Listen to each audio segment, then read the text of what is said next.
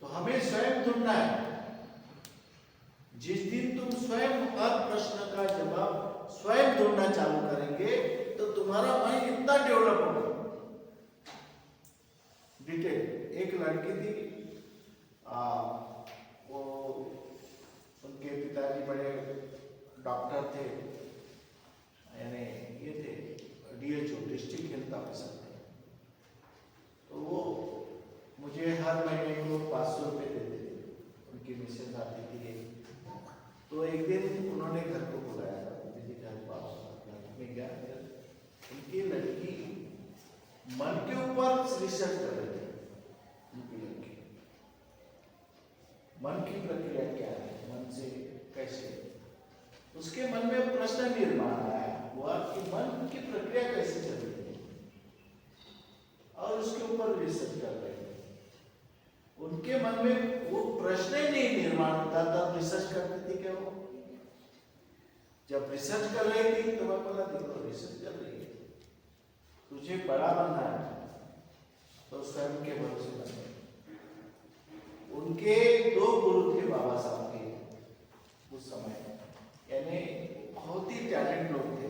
Oxford university, Colombia university में talent पाने लगे। एक सेल्वीमन और जॉन डुई, ये दोनों उस जमाने में सबसे विद्वान माने जाते हैं, और दोनों भी बाबा साहब को पढ़ाते, दोनों का भी मार्गदर्शन मिलता। तो बाबा साहब को एक थीसिस लिखना था इकोनॉमिक्स के ऊपर। तो बाबा साहब ने सेल्वीमन को पूछा कि मुझे थीसिस लिखना है, प्रबंध लिखना है PhD के लिए। तो वो उसने क्या जवाब दिया, उनके टीचर ने, कि तुम्हारा टैलेंट इतना है, तुम्हारे पास इतना टैलेंट है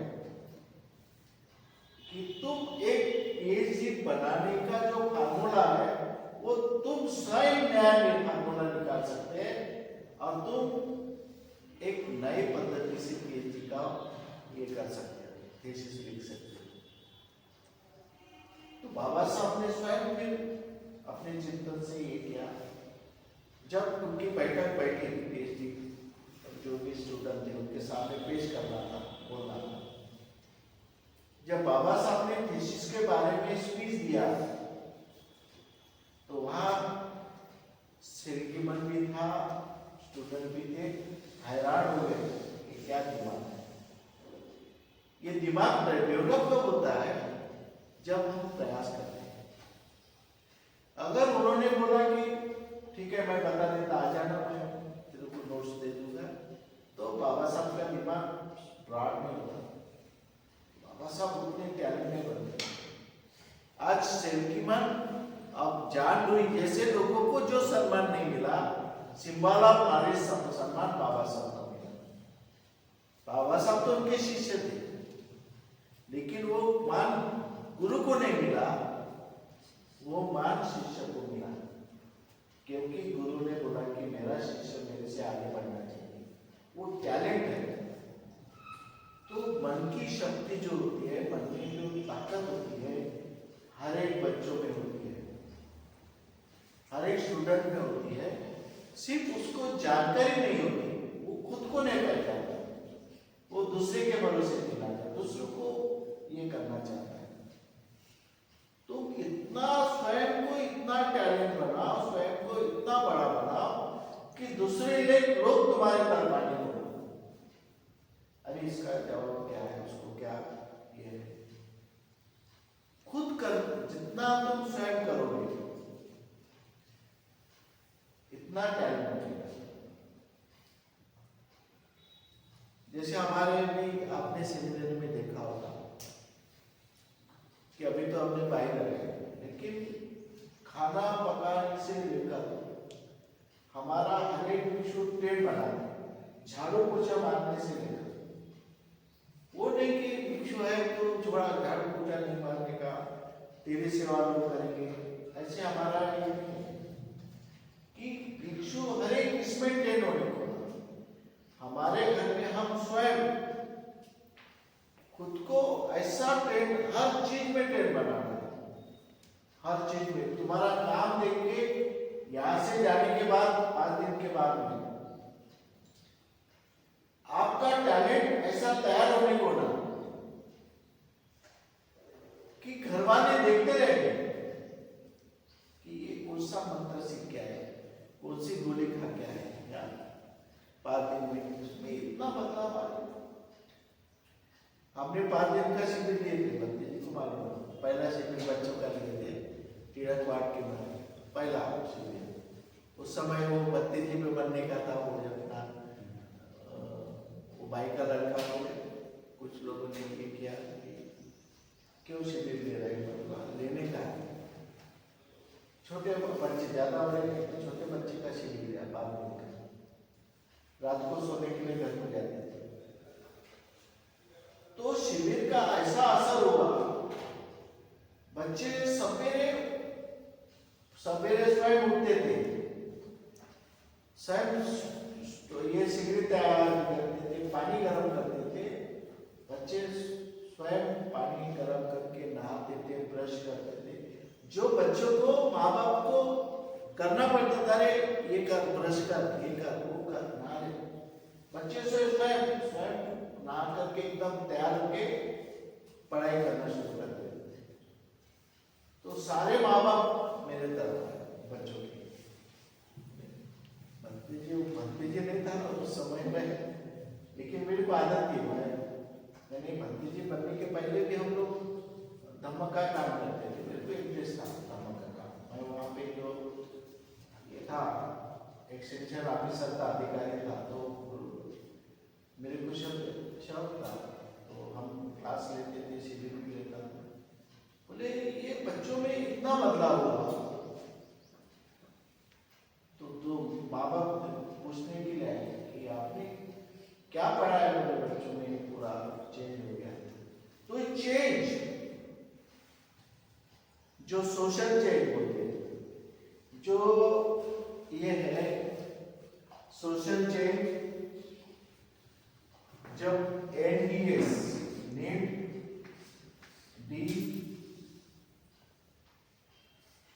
DS यानी जब मन में नीड्स तैयार होती है, आवश्यकता निर्माण होती है, तो मन काम करने लगता है।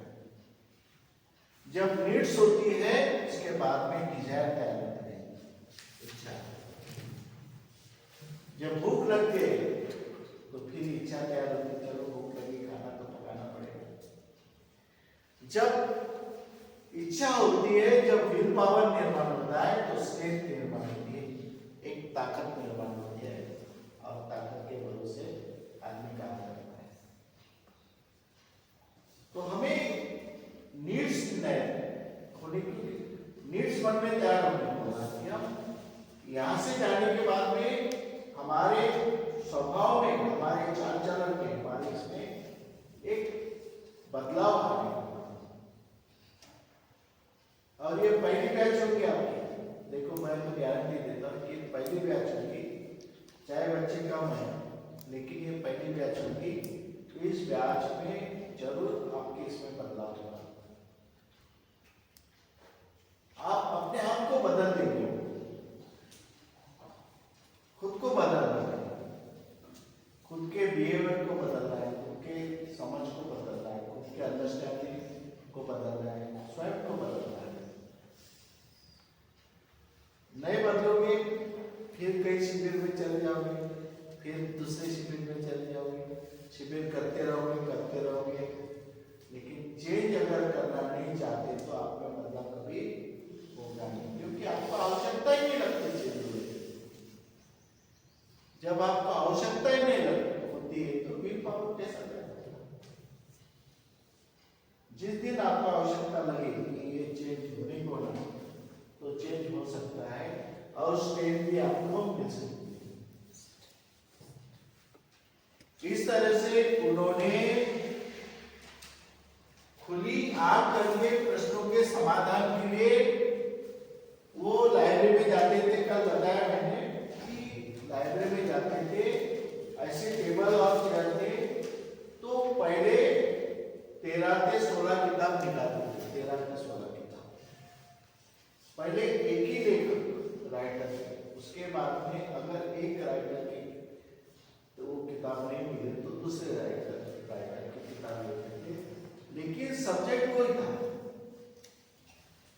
जो सब्जेक्ट चुनते हैं उसी के, और उसमें डीप में जाते थे।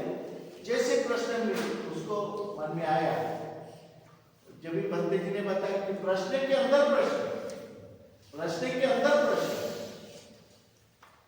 ये पता प्रश्न एक निर्माण बुद्ध की वही स्टाइल, प्रश्न के ऊपर प्रश्न करते थे।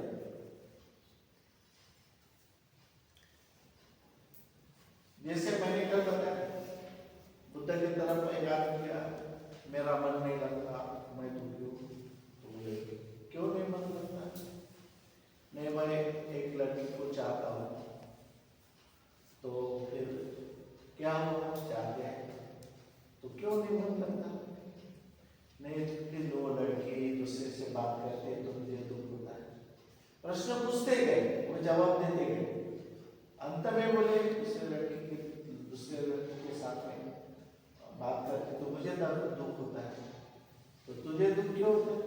नहीं, मेरे मन को चोट पहुंचती है, मेरे मन को अच्छा नहीं लगता तो दुख होता है। तो तू क्यों ऐसा सोचता है? तेरा मन तो तेरा है, उसके ऊपर तेरा नियंत्रण होना चाहिए। वो लड़की का नियंत्रण तेरे मन में क्यों होना चाहिए? एक शब्द में उसको जवाब दिया कि तेरा मन है तो तेरे मन के ऊपर तेरा नियंत्रण होना चाहिए, उसके मन के ऊपर उसका नियंत्रण होना चाहिए। वो उसने फिक्स करने को चाहिए कि किससे बात करना नहीं करना, उसकी मर्जी है। तू क्यों कंट्रोल कर रहा उसको? वो सोचेगी किससे बात करना है नहीं करना। तो इस तरह से जो प्रश्न के ऊपर प्रश्न,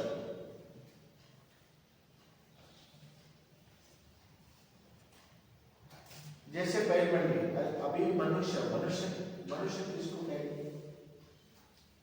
इंसान किसको कहेंगे? It is the body and mental flow of energy. Human is the body and mental flow of energy. हमारा शरीर जो है, पृथ्वी, आप, तेज, वायु, जो 4 घटक है, 4 घटक से हमारा शरीर, और मन के 4 घटक है, वेदना, संज्ञा, संस्कार और नियम। इनका जो फ्लो है, उनके अंदर जो एनर्जी है, वो एनर्जी के वजह से हम जिंदा हैं। जिस दिन एनर्जी निकल जाएगी हम खत्म हो जाएंगे, जाके डिस्ट्रीब्यूट वहां चल जाएंगे। हमारे अंदर जो श्वास है वो श्वास निकल जाएगा। शरीर पृथ्वी है तो जमीन में गाड़ देंगे तो जमीन में जाएगा। अगर आप उसको जला देंगे तो राख में बदलाव हो जाएगा। राख जहाँ पे जमीन पे गिरी तो जमीन में चले जाएंगे। जो चीज बनी है वहां से वापस चले जाएंगे। अब जब उनका संगठन एक होता है, कॉम्बिनेशन होता है, कॉम्बिनेशन के बाद में 2 चीजें इकट्ठा होने के बाद में इनका ठराविक मिश्रण होता है। ठराविक टेम्परेचर में, ठराविक एक मात्रा में जब इकट्ठा होता है तब तीसरी चीज निर्माण होती है। जब डीएनए, जब तुम्हारा डीएनए दूसरे स्त्री के डीएनए के साथ में मिक्स होता है, मिलता है, और वो भी जीवित समय में मिलता है, तो एक नया जन्म पैदा होता है। जब डीएनए मिक्स नहीं होगा, तुम चाहे कितना भी स्त्री के साथ में 10 साल रहो, 20 साल रहो, जब डीएनए, इसका डीएनए और उसका डीएनए दोनों का अगर मिक्स नहीं होता है, YYX, तो मालूम है उसके बाद वो मिक्स नहीं होता, जिंदेपन में, लाइव पोजीशन में, तब तक जन्म नहीं होगा। जब मरते हैं तो डीएनए रहता है, लेकिन शरीर के जो जितने भी घटक है वो डिस्ट्रॉय हो जाते हैं। मरने के बाद में भी डीएनए रहता हड्डी से भी डीएनए टेस्ट करते हैं, मालूम है? जमीन के अंदर गाड़ दिए तुम्हारा शरीर तो निकाल के डीएनए टेस्ट करते हैं। तो जो एनर्जी बचती है मरने के बाद में वो डीएनए की एनर्जी, और डीएनए फिर तुम्हारे जैसे उदाहरण देता है टाका है, ये टाका है पानी का, इसमें पूरा पानी भरा है, एक लोटा है,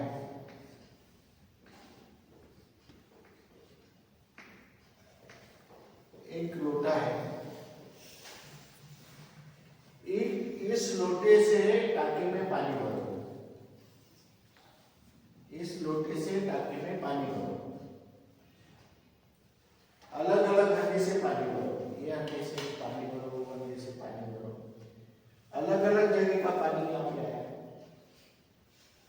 मिक्स हो गया, ओके। उसके बाद में ये लोटे से यहाँ का पानी में निकालो लोटे से, तो पानी कौन से हड्डी से निकाले पता चल सकता है?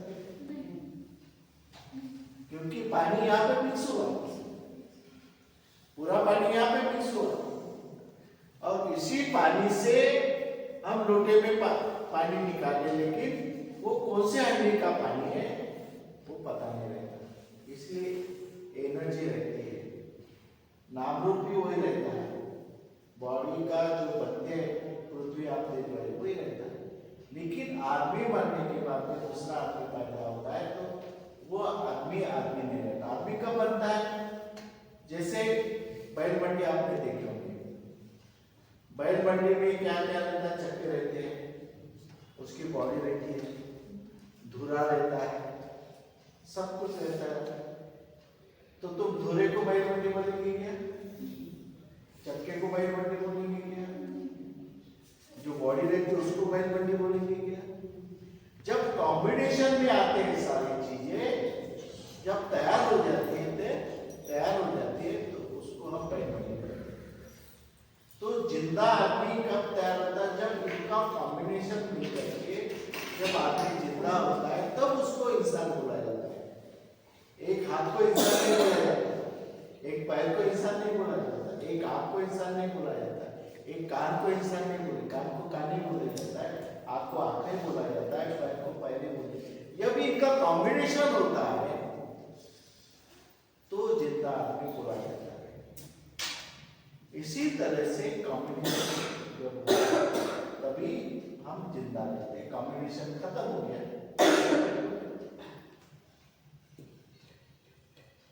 इस तरह से बाबा साहब आम्बेडकर ने खुली आंखों से अनेक प्रश्नों का समाधान निकाला।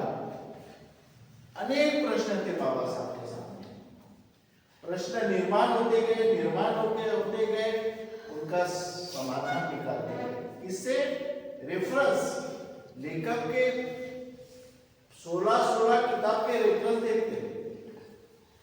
हम तो सिर्फ एक ही बुद्धाई नामा पढ़ते हैं, या फिर किसी ने, एक मेरे पास बड़ौदा का आदमी था, वो अच्छे मेरे संबंध थे उससे, उसने रामायण का एक किताब पढ़ा, यशवंत मनोहर का जो किताब है रामायण करके किताब लिखा, एक ही किताब पढ़ा रामायण। मेरे पीछे कितने साल तो भी लगा हुआ, भारती जी को रामायण का किताब पढ़ा यशवंत मनोहर, बहुत अच्छा है, मैंने पढ़ लिया, लेकिन उसके दिमाग में कोई था कि रामायण का किताब यशवंत मनोहर। लेकिन बाबा साहब ने कई लेखकों के कई किताब पढ़ करके डेमोक्रेसी कैसी होती है, समाज व्यवस्था कैसी बनती है, जाति कैसे निर्माण हुए, शूद्र कैसे निर्माण हुए, गुलामगिरी कैसी आती है, इकोनॉमिक्स का क्या फार्मूला होना चाहिए, आर्थिक प्रगति कैसे कर सकते हैं, उन्नति कैसे, ये सारे प्रश्नों का उन्होंने निराकरण के लिए बड़े बड़े ग्रंथ लिखे। लेखक के अनुसार नहीं, लेखक की किताब जो पढ़ते थे वो रेफरेंस के लिए पढ़ते थे, लेकिन बाबा साहब की सोच अलग थी। जो लेखक की सोच थी उससे भी बढ़कर बाबा साहब चिंतन करते थे। बढ़कर बाबा साहब चिंतन करें। ऐसे हमें भी चिंतन करना है। जैसे मैं बताऊं, गुरु की बात मानना चाहिए क्या? मानना चाहिए क्या नहीं मानना चाहिए? हाँ, गुरु की बात मानना चाहिए क्या नहीं मानना चाहिए?